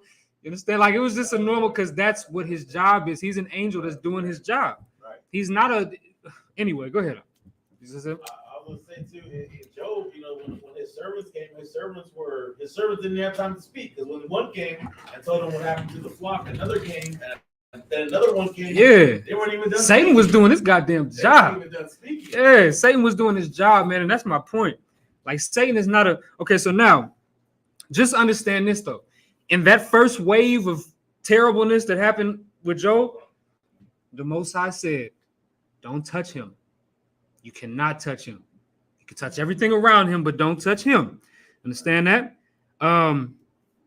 Now give me chapter 2, Job chapter 2, and we start at verse 3. The book of Job, chapter 2, verse 3. And the Lord said unto Satan, hast thou considered my servant Job, that there is none like him in the earth, a perfect and upright man, one that feareth God and escheweth evil, and still he holdeth fast his integrity. He hold fast his what? His integrity. That's what brothers gotta have, man. Brothers must have that integrity. I don't give a goddamn what's happening in your life. It's another brother somewhere struggling a lot harder than you and still keeping the commandments. Right. We all understand what Commander General Yohana had to go through. You understand that Commander General Yohana built this school. And I mean, I'm talking about some people like have a separation between like the so-called new ISUPK and all. It's all the same one. And Commanding General Yohana built up this school. He came in 1984. You understand? When it wasn't nobody here, when it was just the 7 heads. You understand that? He came with nobody. He built this school up, and he made brotherships and brotherhoods and friendships with all of these brothers, man. And everybody left him. And he wasn't like, nah, man, I just give up. He didn't do that. He didn't give up. He held fast, and you got to understand. Commander General Yohana has been in this school. It has been in the school for 40 years. Right. And all the things that he's seen, all of the terrible things that have happened to him, all of the brothers that have left him, all of the reasons to leave the truth, he didn't take none of them reasons. Right. He held his integrity. We got to be like that. That's what we got to be like. He never once decided, I'm going to just pick up a blunt and smoke it because I'm having a tough day. He was sleeping on the floor at one time, man. He was sleeping in the school on the floor. You understand that? He went through much more than you could ever go through in this truth. You understand that? Right. And he didn't give up. So we're going to have that same integrity. Now look at Job. If we want to stay on topic, look at Job. Job went through much more than you probably are ever going to experience because Job lost all of his shit. I couldn't imagine losing one of my shit. Listen, my little daughter gets sick and I'm like, I'm going crazy. You understand?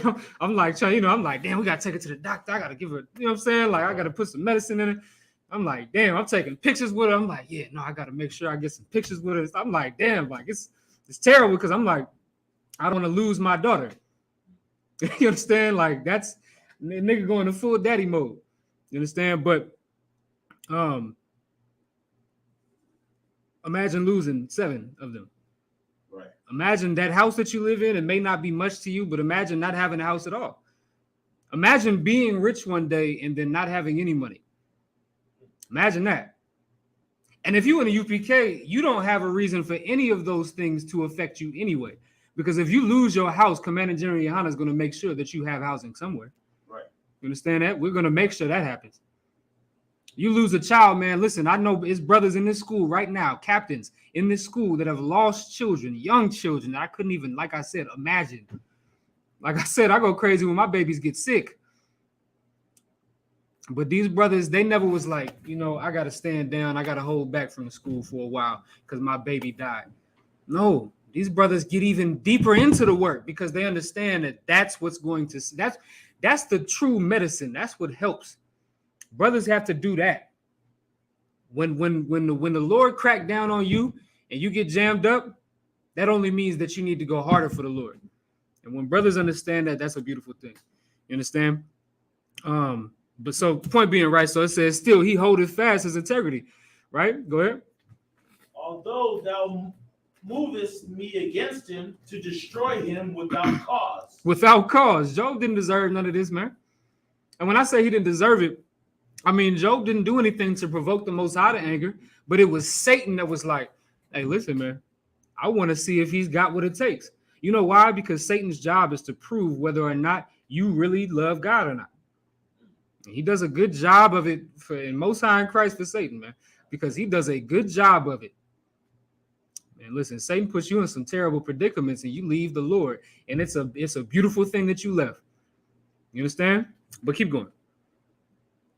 And Satan answered the Lord and said, skin for skin. Yea, all that a man hath will he give for his life. Mm-hmm. But put forth thine hand now and touch his bone and his flesh, and he will curse thee to thy face. Mm-hmm.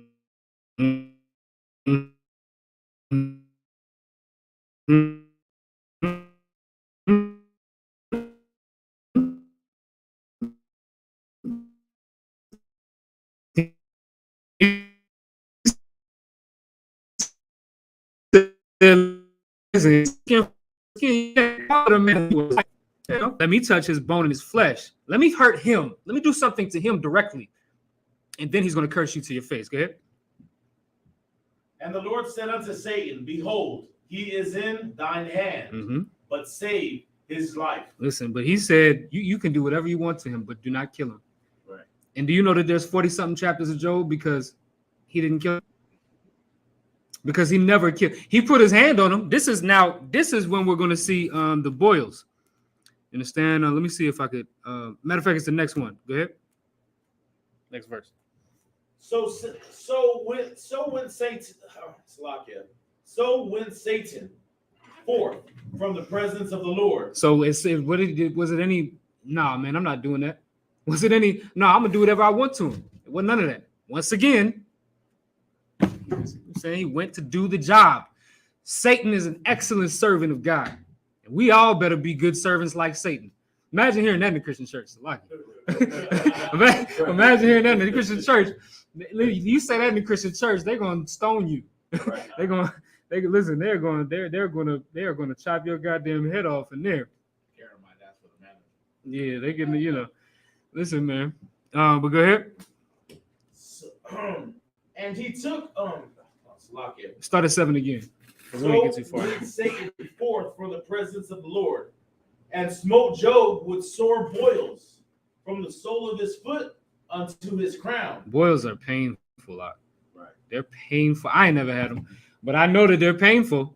I've seen them. I'm saying they're painful. They're uncomfortable. And if you look up the symptoms and everything like that, you can just go on and Google it. You can see having boils in one part of your body makes you feel like, man, I'd rather die than deal with this. This brother had boils from where? From the sole of his foot unto his crown. Right. The sole of your foot is the bottom of your feet. Try walking with boils on your feet.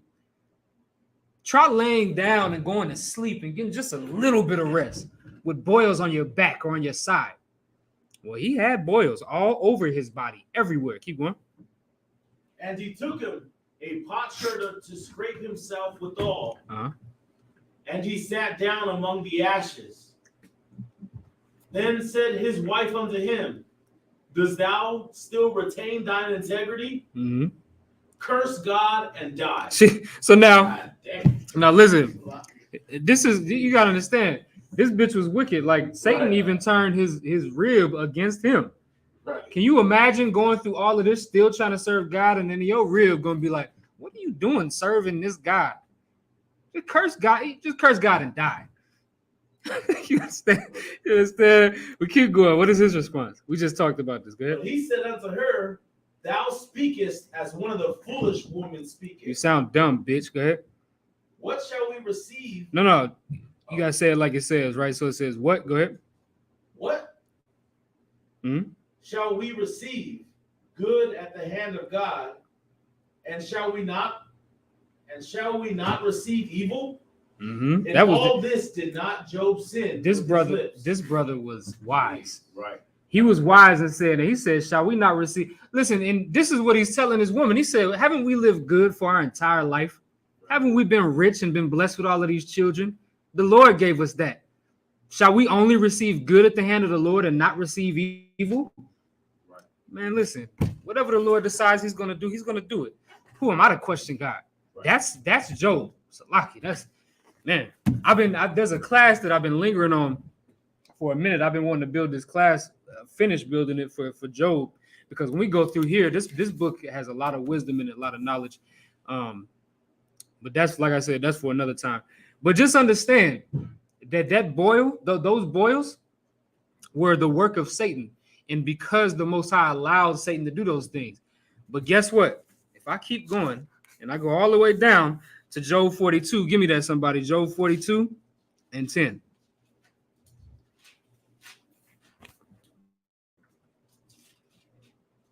The book of Job, chapter 42 and verse 10. And the Lord turned the captivity of Job. And the Lord did what? Turned the captivity of Job. Go ahead. When he prayed for his friends. Also, the Lord gave Job twice as much as he had before. Listen, man, the Lord gave Job twice as, and this, what you really want to take from this is the fact that Job never died. And you know why Job never died? Because Satan did what the Most High said. Right. Did not the Most High tell Satan, you can touch him, just don't kill him. Right. The Lord did that. The Lord absolutely touched him, put them boils on his body and all of that, man. But Satan never killed this man because he was told not to, because he takes orders from God. Right. Go ahead, you can say something? That's lucky, sir. And he didn't touch him before the Most High told him he could. Right. And in the first, exactly. And in the first chapter, when the Most High said, don't touch him, Satan was like, okay, count of the one kind. And he touched everything around him. Right. Killed his kids. You understand? Killed his livestock, his cattle, all of that. Took his family from him. You understand? Burned his house, burned down, all types of crazy things. Because he was, and that's why, honestly, that's why I keep saying we have to learn how to be adamant servants of the Most High, like Satan is.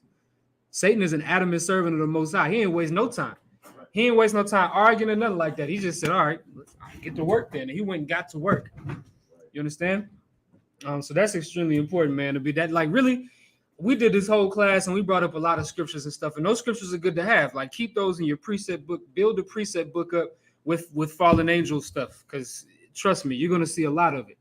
You understand? There's going to be so many people that are going to, are going to try to, come up against the truth using fallen angel ideology.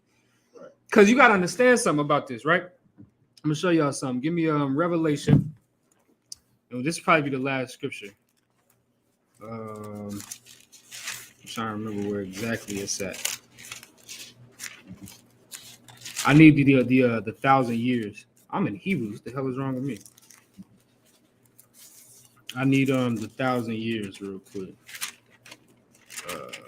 It's 12. I think it might be in.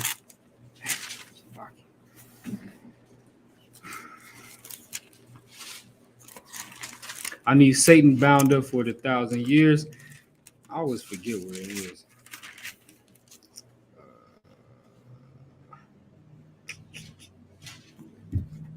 I have to look it up. I was trying to be old school and just find it in the scriptures, but I'm gonna have to look it up.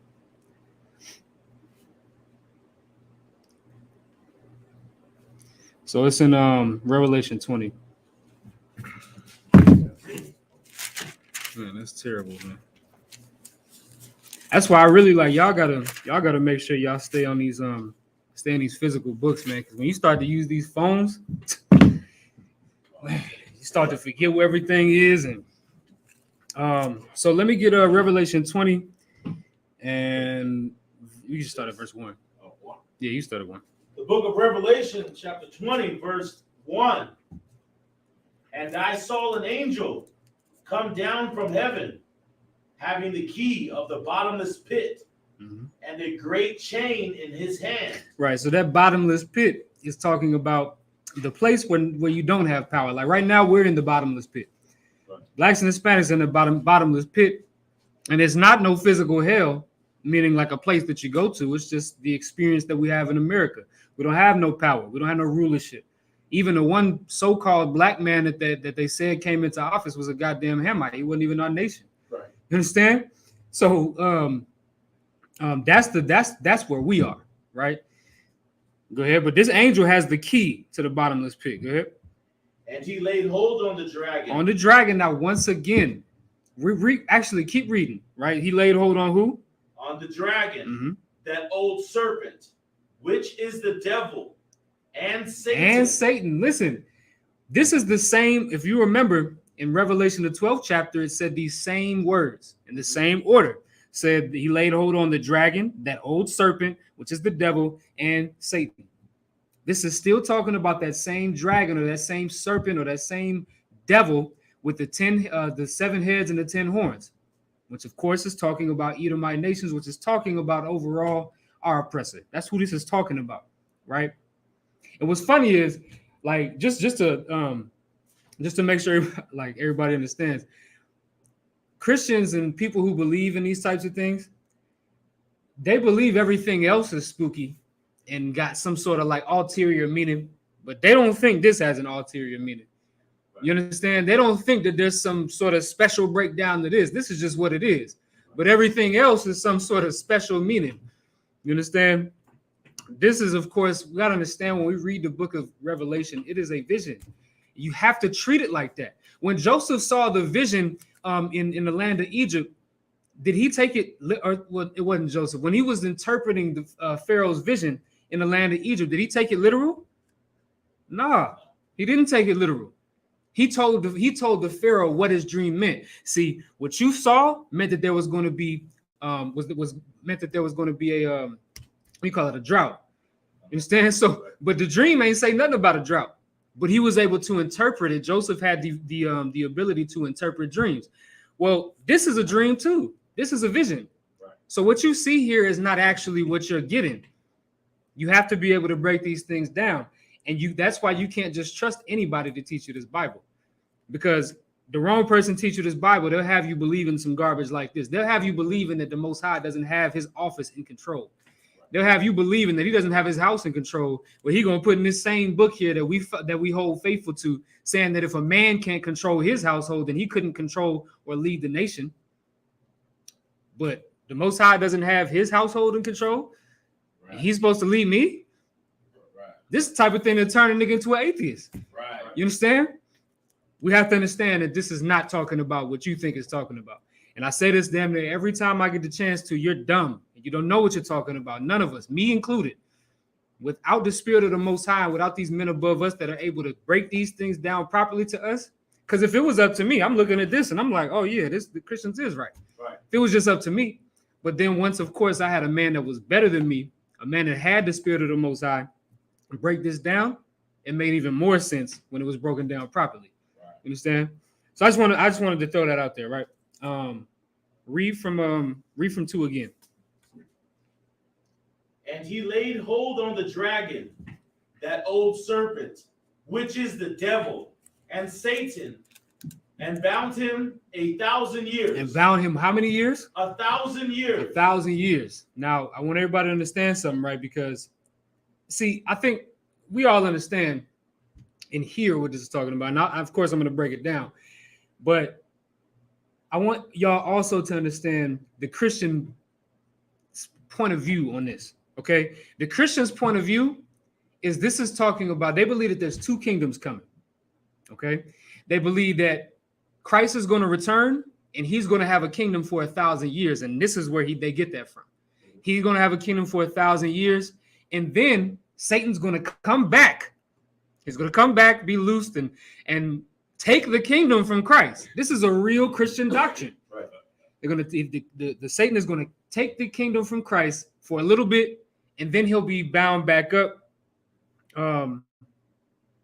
And you know, he'll and then the Most High and the Father's kingdom will come in. That's garbage. So let's read this whole thing, right? So it says, and he laid hold on the dragon, that old serpent, which is the devil and Satan, and bound him 1,000 years. Keep reading, go ahead. And cast him into the bottomless pit, and shut him up, and set a seal upon him, that he should deceive the nations no more, till the 1,000 years should be fulfilled. So you're not going to deceive the nations no more, but once that 1,000 years is fulfilled, keep going. And after that, he must be loosed a little season. So after that, he's got to be loosed a little season. So like I said, what the Christians believe is that Christ is going to return, and he's going to have his kingdom for 1,000 years. And then he's going to get his kingdom taken from him by some evil angel. And the world's going to be wicked again for a time. And then the Father is going to establish his kingdom. That's garbage. That's stupid. And that once again negates the power of the Most High. And negates and that's a spit in the face to Christ too. Right. You think somebody going to come and take Christ's kingdom? Right. Are you kidding me? But that's what the Christian church produces. They hate Christ. They hate Jesus. They hate Yahushua. They don't really love the God that they say that they serve. Especially if you're pushing doctrines like this. The fallen angels doctrine, this doctrine here is all garbage, right? I want everybody to understand what this is actually talking about, all right? Verse 2 again, so we can break it down. And he laid hold on the dragon, that old serpent, which is the devil and Satan, and bound him 1,000 years. So that 1,000 years, right? I'm gonna pull y'all up something on the computer. Y'all can look it up on your phones, right? I want y'all to look at this book. It's called The Negro Rulers of Scotland and the British Isles. All right. This is one of my favorite books to get information from. Pull it up on the screen for y'all. Let's see, let me share the screen. I'm sorry. Salaki, sir, can you repeat that title? Yeah, it's called The Negro Rulers of Scotland and the British Isles. If y'all watching online, y'all should be able to see it now. Oh no, not yet. Oh no. Now. The Negro Rulers. The British Isles. So this is one of many books that you can find. All right. That show. Yeah, it's not expensive. Buy it and read it. Another good one too is called The Negro Question. It's called The Negro Question, the 3rd edition. Or the 4th edition, part 4. So the Negro Rulers of Scotland and the British Isles. It's a book that goes into some of the history that a lot of us have been lied to about.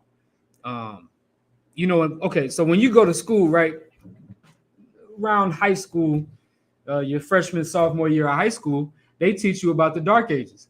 And they teach you about how it was such a terrible time for history, right? And they teach you all of the terrible things that happened. It was a bunch of death and war and stuff like that. And they kind of glaze over that, and then they go into the Renaissance, which of course is them coming out of the Dark Ages, and basically coming to a better state of life, right? The Dark Ages, when you go into it, was an era when Black people ruled damn near the entire inhabitable earth. Right. When you go into the Byzantine Empire, the Byzantine Empire was a Black empire. All right. It was a Black empire that was founded by a Black man. Constantine was a Black man, and he founded the Byzantine Empire. And the Dark Ages consisted of empires like that, with the Byzantine Empire, and you had these different Irish, so-called Irish kings and Scottish kings, right, and English kings that were actually black people. They were black people. They weren't like you go over to the you go over to those land masses now, it's nothing but white people over there. Right. And the kings of those places now, or the presidents and the rulers of those places now, are white people. But for 1,000-year span, from around 300 or 400 AD to around 400 BC, around, I mean, it's like not goddamn, why I say it like that? So like it. Around 300, 400 AD to around 13, 14, 1500 AD as well. Right, that span of time, Europe and a lot of the inhabitable earth was being ran by black people.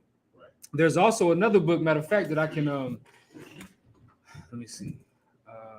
Damn, I gotta remember it first. It's another book. I can't recall.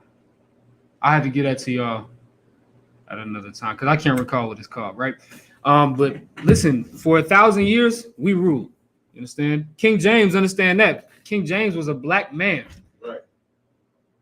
And that's in the 1600s. You understand? Right. Because when you go back into the history of the rulers of the Scots and the rulers of the of England and things like that, these people were black up until recently. When they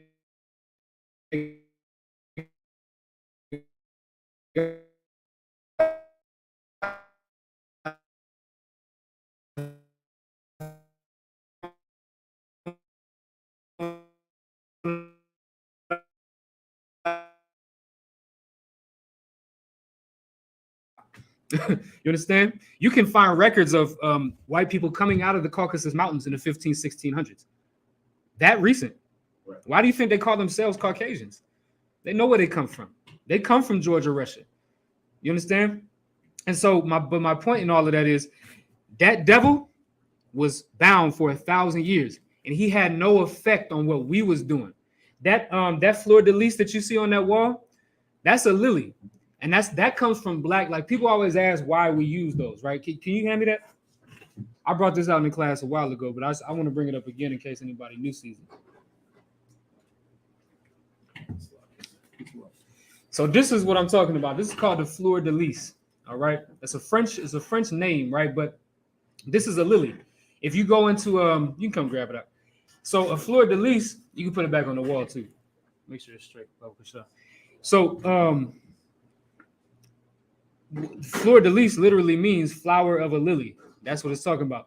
The reason why we chose to use that lily as a sign of royalty is because we understood when you go into the Apocrypha in the book of 2nd Esdras that the Most High's favorite flower is a lily. And so we made that our royal sign. That's black. Like, that's why people always ask why we use that. That's black rulership. Right. That's what we did when we were in rulership. You understand? So I wanted to make sure everybody understood that as well. But that's what this is talking about, right? And that same angel that cast out and bound up that dragon and cast him into that bottomless pit and shut him up. He did that. That angel did that because he didn't want what really is the Most High, of course, wanted to stop our oppressor from deceiving the world, deceiving the nations. Because when our oppressor is loosed and can do whatever he wants, that's when you have the Babylonian captivity. That's when you have the Roman invasion of Israel. You understand? That's when you have the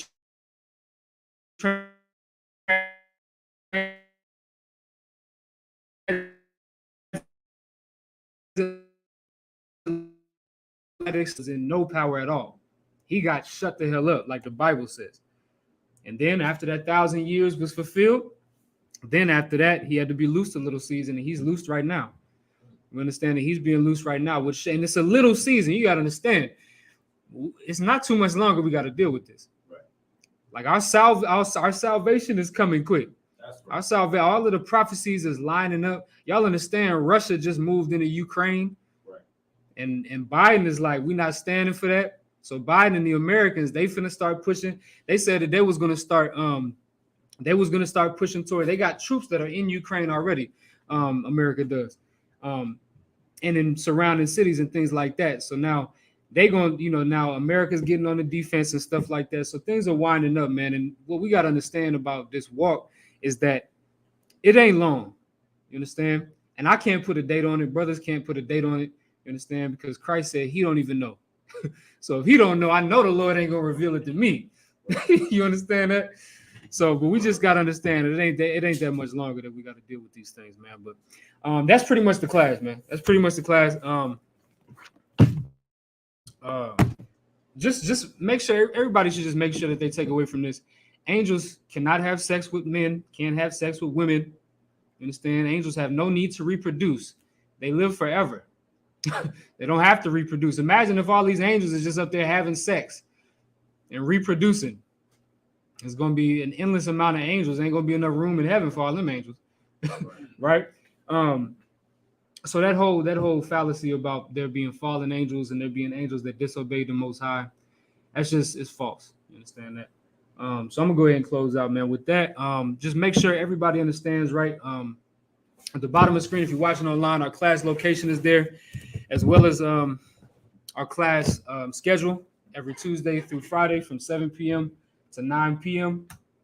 And then, of course, every Saturday from 10 a.m. to 12 noon, we have our Sabbath service as well. Salaki. Make sure I got this together. All right.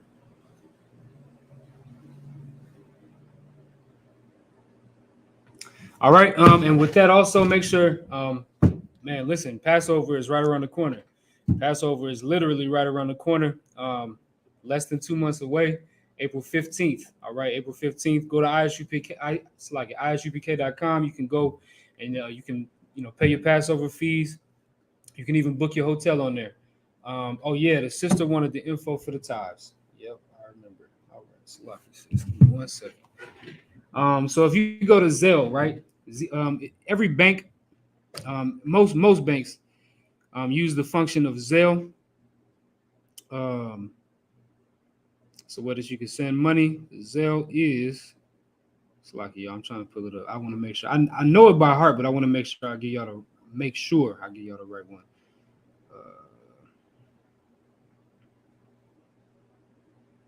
Give me 1 second. All right. So this is what it is, right? So it's tithes at ISUPK.com. So TITHES at ISUPK.com. That's the email. And then the first name is Israelite School. And the last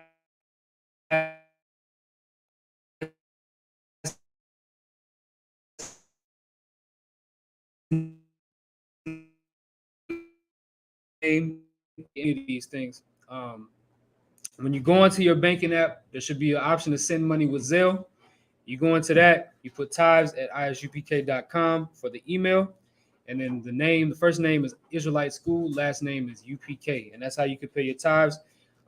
If that's too much or you don't have Zelle, just go to ISUPK.com. Go to ISUPK.com. And you can, there's going to be a pop-up that comes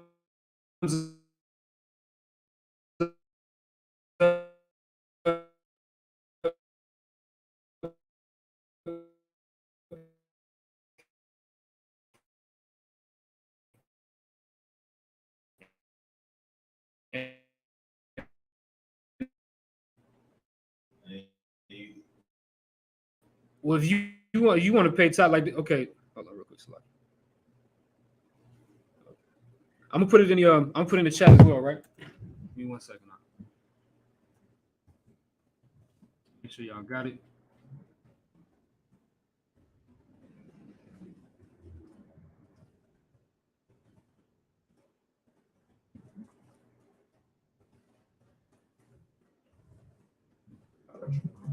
Yeah, right back there.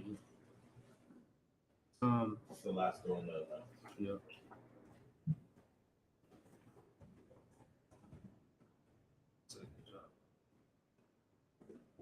Like I said, yeah, I could also change back to some other codes. Yeah, it'll be fine. All good. All right. So on both Facebook and YouTube, if you go into the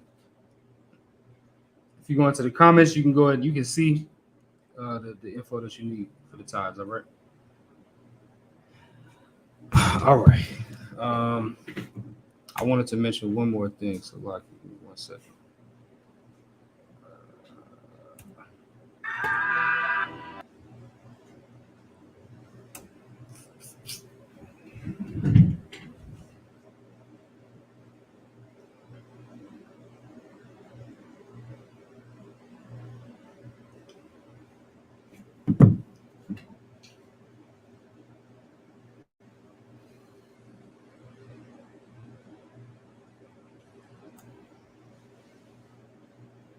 All right, no, that's it. That's it for today. All right, so with that, we're gonna go ahead and close out. You got any more questions, Zach? Are you too wild? All right, no sweat. Everybody, make sure you pay your tithe. Oh, that's what I was in the middle of. So, like, go on to ISUPK.com and get your pay your Passover fee. You understand? Passover is April 15th. Make sure you're in attendance. All Blacks, Hispanics, and Native Americans, man. Listen, you got to be there. You got to be there. You're not going to experience brotherhood like that anywhere else. You're going to be longing for it every single year after you come to one of our Passovers, right? What I always like to say is, listen, Commander General Yohana made a decree back in 2010. All Israelite camps, all of y'all break off and offshoots of the original school, y'all need to come back to the original school. You understand that? You got to come back here and come home. You understand? Under Commanding General Yohana. That's it. So we expect to see y'all at the Passover, man. Y'all listen, y'all get at us about, being separate from y'all. Just make sure y'all understand y'all are being separate from us because we have called y'all back home. It's time for y'all to come back home or y'all stay separate. But just understand that there's only one body of Christ. That's Ephesians, the 4th chapter. There's only one body of Christ. And we are that body. And we're calling all Blacks, Hispanics, and Native Americans, Christians, Israelites, Muslims, whatever you want to call yourself, come home. All right. With that being said, I'm going to go ahead and close out the class. I'm going to Israel Majum, which means to stand. I'm going to salute out the class. I'm going to Israel Majum Shabbat. I'm Majum. Rock. How about Shimmy Al Shab Rock a Thug? Yajim Matah. Class is